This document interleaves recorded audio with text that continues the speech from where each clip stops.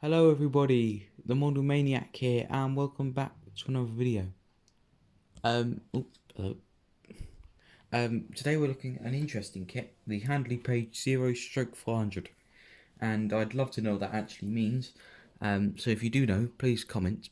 But yes, this is quite interesting. So it's a World War One heavy bomber. And this picture doesn't really give the size justice. I've seen how big this model actually will be, and if I move it over here, you can see it's in 1/72 scale. Yeah, and you got the artwork's nice. You've got a couple of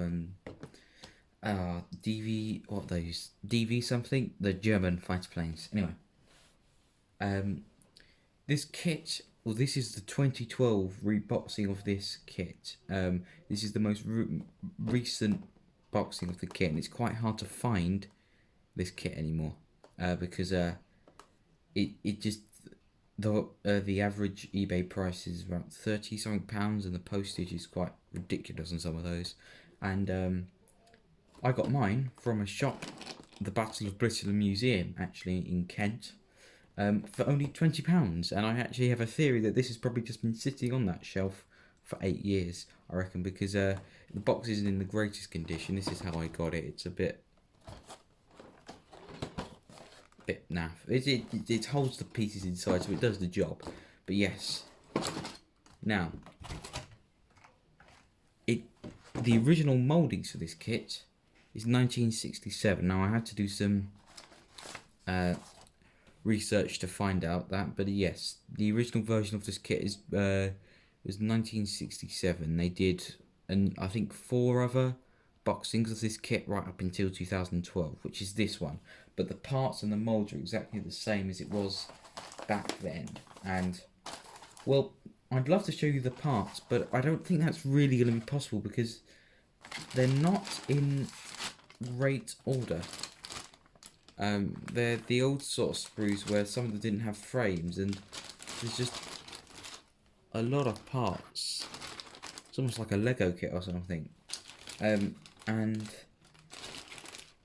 I'll try show you some later, but I think it would actually be it'll be much easier for you to get a grasp of what parts are included when I actually show you the instructions. So let's move this out of the way. Let's look at the instructions, which are here. Now there are decals somewhere. Here we are. Let's look at these.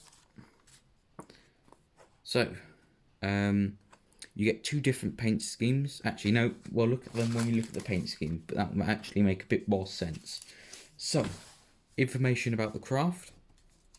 It was a late war bomber. It was used partly by the British Army in 1918. Okay, so we start off, and there's rigging. I'm probably not going to do the rigging because it looks very fiddly.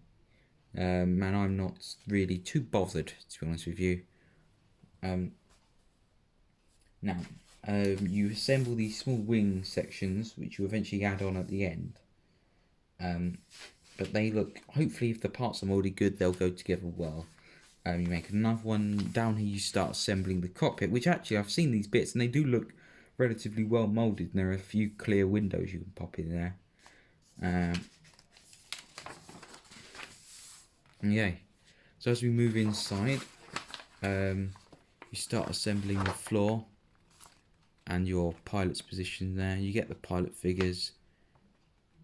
Down here you assemble some bombs.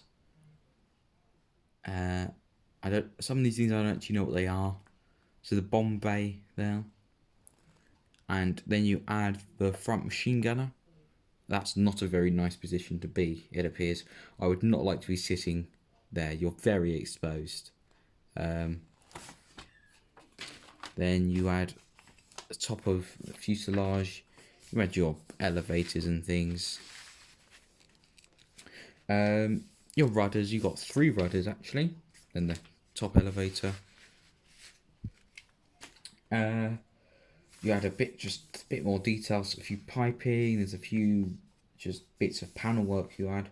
Then you do the £1,650 bomb, I think. I think that's how big it is. A massive bomb, I think. Or that might be the total bomb load. I'm not entirely sure. Move on. Engine time. You get 2 engines with this. Although it's a massive plane, of course it was mostly made out of balsa wood and fabric, so it wasn't very heavy. Yeah, the engines look good. Look a bit fiddly, but you know, that's the joy of World War One aircraft. And it's almost like it's quite satisfying. You sort of clip these 2 assemblies you already made into the central fuselage, which looks, and then obviously I think that's a good system that they leave it off, because when you clip those bits on, this plane it's just massive. So I think it's a good system that you add those at the end once you've done the landing gear, like it says here. You have quite a lot of wheels, 4 wheels on this. Then you add the machine guns. You add a small towing like system, so you can tow the aircraft around the airfield if you have the means of doing so. This might be a good time to look at those decals that we didn't look at. So, 2 paint schemes included with this kit. I don't know if there have been 2 paint schemes included with all the versions of this kit, but this one there's 2. You get one during the First World War in 1918, and you get one post 1918. Now the one for 1918 in the First World War is these ones at the top with just the red and the blue, and these ones in the bottom left. The one for after is these ones here, and these ones as well, because these are common here. So I'm going to be doing the First World War one, because I think that'll look quite good on display, if you can display it, and these are all cut nicely. There's not many of them, but they do look good. Now, big plane, but it's simple paint scheme. It's largely 155. It's olive drab, is it? Does it say? Yes, olive drab, 155. And there are a few bits where you have to paint the barmans and things. You do the inside a wood colour, but that's all expected. And there's not too many paints needed. So if you can't find the paints, if you have this kit, there they are. Yeah, I think this is going to be quite an interesting model to do. And what's even better is there's not many builds of this on YouTube whatsoever. So, you know, I've got a bit of a niche market here for this. But yeah, and you turn over, and that's it. Now, we need to get onto the elephant in the room. Now, that elephant is one rather large elephant. So first of all, this box is quite big. I think, unlike the Belfast, the box, you can argue the box being this size, which is always good. But let's get out the pieces that make up the upper wingspan. Now, bear in mind the upper wingspan is slightly bigger than the lower wingspan. So, it's a series of pieces. It's the wrong one. Might have been smarter to get these out, but we're not smart on this channel. It might have actually been smarter to find the bits. They are in here.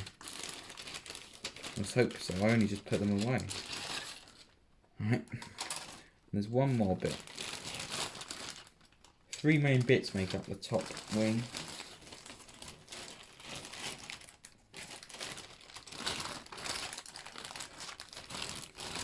Where on earth is this bit?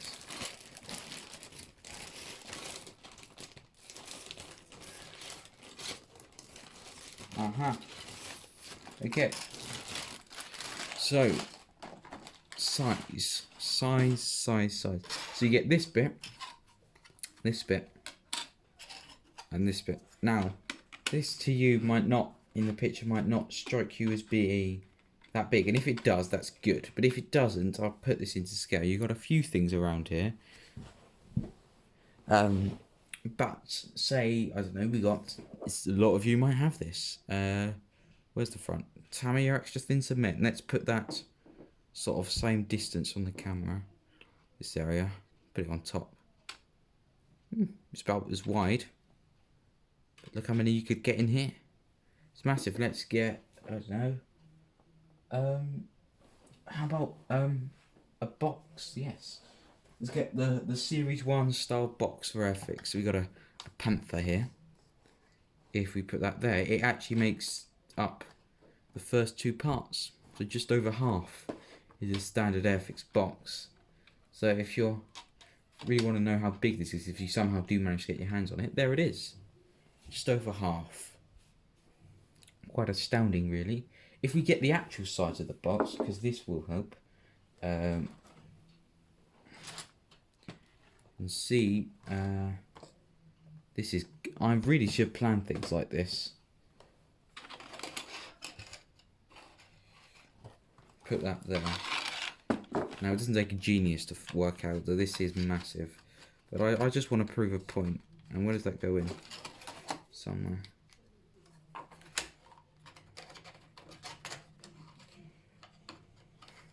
There we are. Wow, it's nearly the length.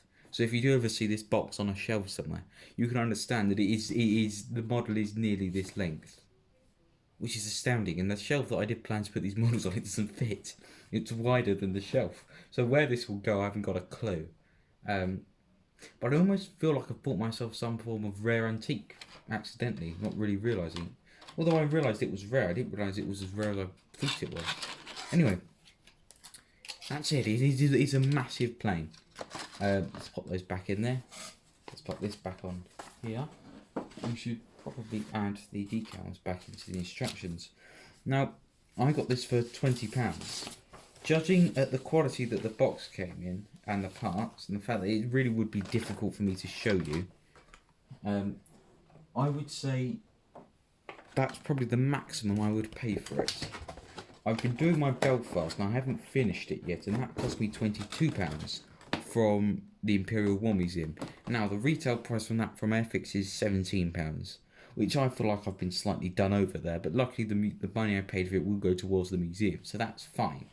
Now, the Belfast for £17 I can accept because it's a reasonably big model. There's a lot of plastic there, be it some of it not being very well moulded, and there being a lot of flash. And the fact that this is also from a museum, I can accept the fact that I would say that this kit, for its size, just how much of an impressive looking model this is. Definitely, and I think Airfix have also done it justice by ranking it a skill level 3. I would sort of expect no less for this. Although I haven't even started making it, I would almost feel insulted if it was a 2. But we'll see. It might go to very, very easily. You know, it might all fit perfectly. But I think we can all agree here that that's probably not the case. But it looks rather marvellous, doesn't it? And, yeah, unfortunately that one in the background's copped it. But anyway, I would say £20 is fine. I mean, we can always want things to be cheaper, but I think £20, considering how much this costs to get off, you know, eBay and things, second-hand market, this is fine. And it's a good-looking model. It's simple. It's not for a beginner. The paint scheme's nice and simple. It's certainly not for a beginner. But it's not, hopefully it won't be that hard. And this will make a very good, I'm glad you get 2 flying hours. I would say 3 would have been nice, but 2 is fine. For £20, yes. I like that. So, I've rambled on about the price enough. I don't normally do that. But yes, there's 167 pieces. Oh, it even says the width here. Wow. The length is 266mm, so that's what? 26 centimeters. That's nearly the length of a standard ruler, and the width is 423mm. So there you are. That's if you couldn't see it here, measure 423mm off 42 centimeters. Then you can really get an idea of how big this is. So thank you for watching. I've got plenty more unboxings to be getting on with, and I'll see you all in the next video. Goodbye.